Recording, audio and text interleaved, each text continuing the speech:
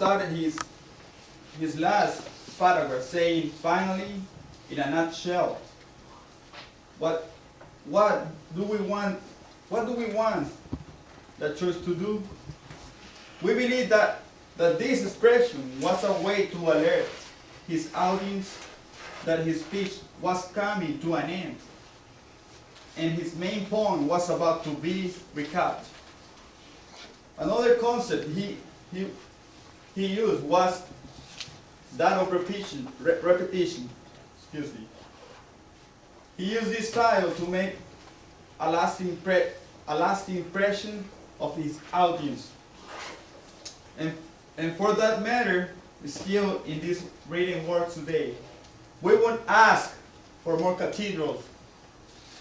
We won't ask for bigger churches of gifts.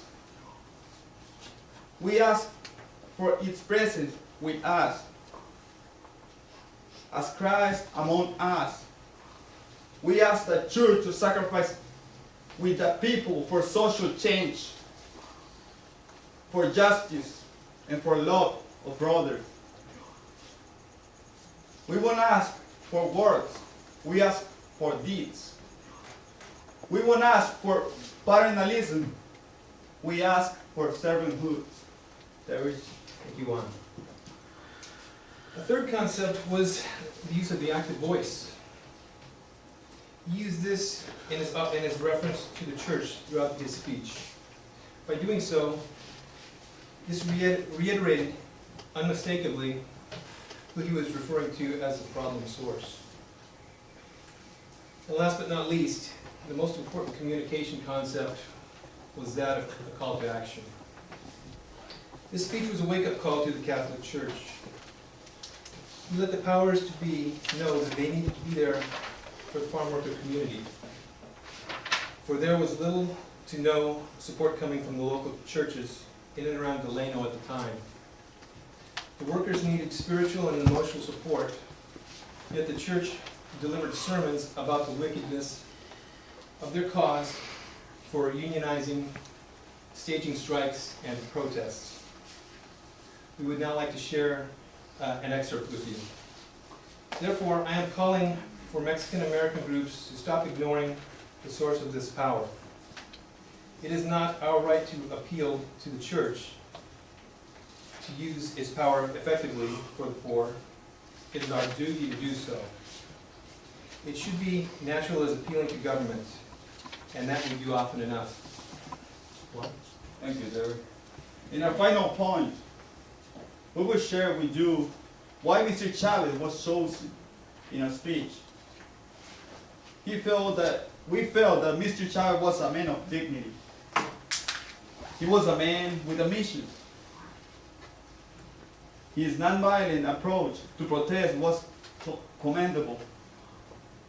Randy Shaw mentioned in his 2009 book titled, Yes, He Did, that as an admirer of Gandhi and passion for the people, Mr. Chavez, and the respect of many public figures. He goes on to mention that in 1970, after the UFW pressure supermarkets across the country to stop offering non-union rates, the UFW got a contract guaranteeing workers $1.80 per hour in pay and health and welfare fund. This was a remarkable victory for them. Terry? Thank you, Juan.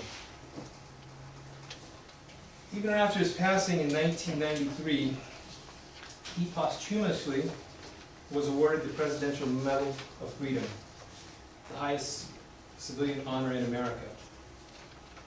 A man of principle, his life cannot be measured in material terms.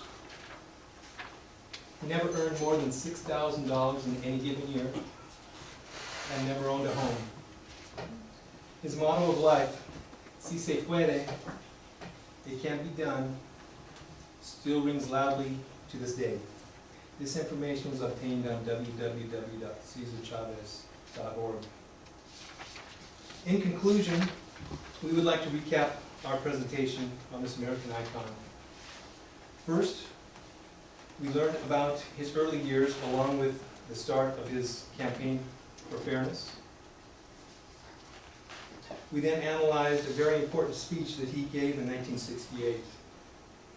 And finally, we gave reasons why we chose this speaker. Our final thoughts. Our country and people owe a great deal to this man. Through his pursuit of justice and equality, his life has affected us all. He was and still remains a great inspiration to all of us. Thank you.